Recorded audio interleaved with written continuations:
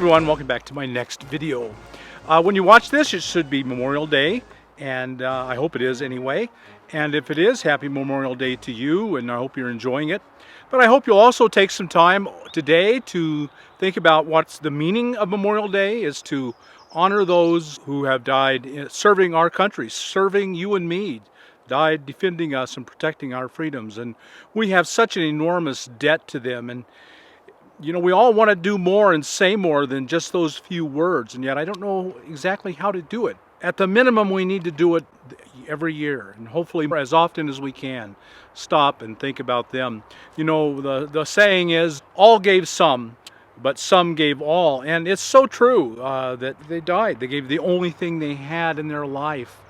And I especially think of a few people at this time of the year, and it's easy to pick out the few really brave ones, but every man and woman who voluntarily goes off, or if they're forced to, drafted, goes off and willingly dies and lays down their life for a country. They're all honorable, wonderful men and women, and we should give full, total credit to each and every one. But you know, at this time of the year, I kind of think of the people like Pat Tillman. Pat Tillman was a football player, and after 9/11 in 2001, he finished out his next contract at the National Football League. He was playing at a pretty high level. At the end of that contract, he joined the Army Rangers. He volunteered and became an Army Ranger.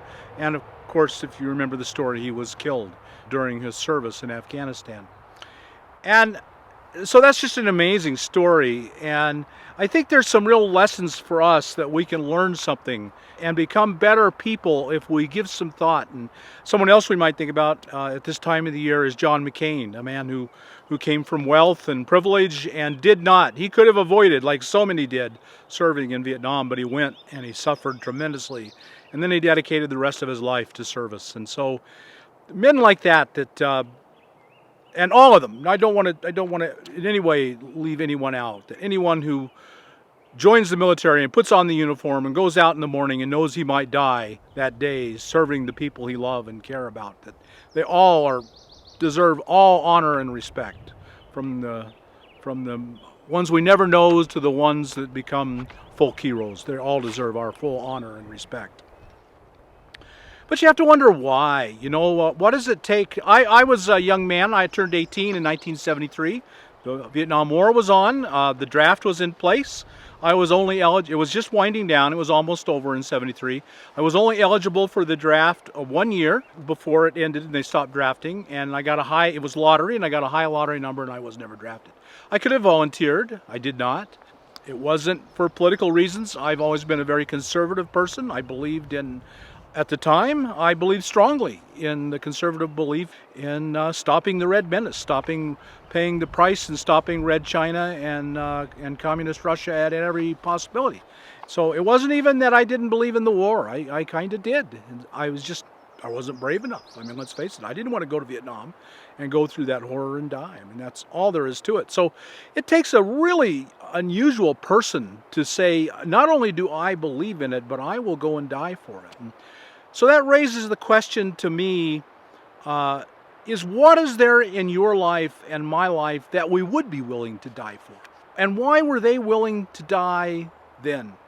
And I think it all comes down to meaning and purpose. So let's go back to Pat Tillman.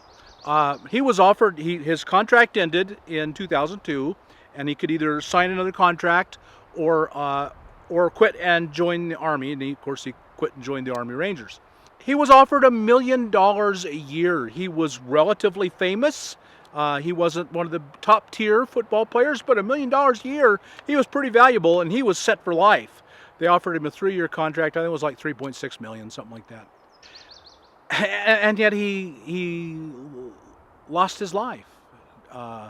And so it's at moments of crisis that we learn what is really, really important to us. And so the question is, what is really, really important to you? And for Pat Tillman, it wasn't money and it wasn't fame. It was meaning and purpose and community. And I think that is the only thing that's worth dying for. I mean, there are a lot of people that die for money, I guess, but I think we just all think of that as waste, and we don't. A wasted life and a wasted death. But with Pat Tillman, we celebrate him, and the John McCains. here it is since the Vietnam War, and we still celebrate John McCain and for his life of service. So, there's sacrificing your life for what's not important, and there's sacrificing your life for what's just really, really important. And in the moments of crisis, during the American Revolution was a moment of crisis, and many decided they would die for their country. And during the Civil War was a moment of crisis, and many decided that they would die for their country. World War II, when Pearl Harbor, millions of Americans, young Americans, older Americans went out and signed up. And even in Vietnam, there were those who volunteered and went even by volunteer. But after 9/11, so many of us said, this is meaning and purposeful to me, our country, our way of life, and so I will go and gladly sacrifice my life for it. So my question is, what is meaningful enough to you to die for? Is there anything in your life that you would sacrifice all for? And I think if we can answer that question, then we can lay out a path to a better life for ourselves. Now, Tillman would have come home, hopefully, that would have been ideal. He served and came home and then continued his career in whatever capacity he could. But instead, he, of course, gave his life. He gave all. And so I've been reading a book. It's called Tribe by Sebastian Junger, and it's a lot about military service and PTSD afterwards, but it's all about tribe. And he talks and says that, what we all need in our life is purpose, to live for something greater and more important than ourselves.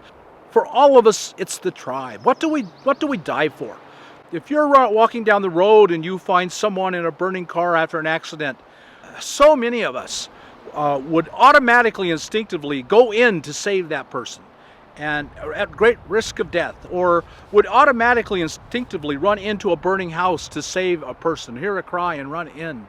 9/11, the firemen and the policemen who were running in where everyone else was running out. And so there is something in us to live for something greater, and that greater thing is tribe, it's community, it's other human beings.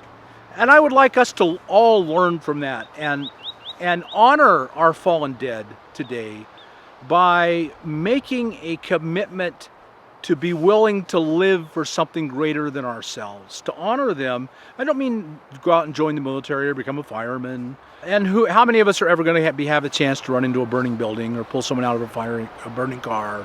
Those things just aren't the norm in our society. But every day of your life, you face an opportunity to either make someone's life better or to make someone's life worse. You're watching this video, and some of you at the end of this video will make the decision to make someone else's life worse. You will say something bad and nasty about me, or you'll watch somebody else on the video and you'll go and say something bad and nasty. Just there's some part of you that wants to hurt and tear down. Well, if each of us could rise above that and find that part in every hero, soldier or not, that makes the sacrifice for the greater good. And okay, I'm not going to just try and attack and destroy somebody today. Maybe I'll try and help someone today. Or most of us just go about our lives in neutral. We don't notice people. We walk by the homeless on the street, or a clerk in a store who's obviously having a bad day and struggling, and we just live our life in neutral. We don't think about other people. We don't want to be involved with other people. Our motto nearly universally in this country is don't get involved. Keep your head down, keep your eyes down, don't see, don't do, just get through the day, don't get in any trouble. But what if we changed that?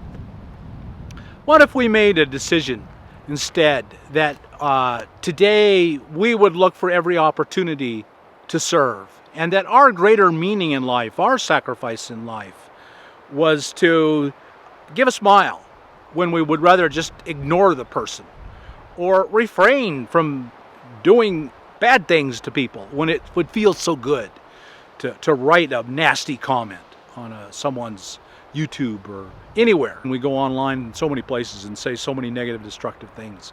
What if you could just simply refrain from being destructive?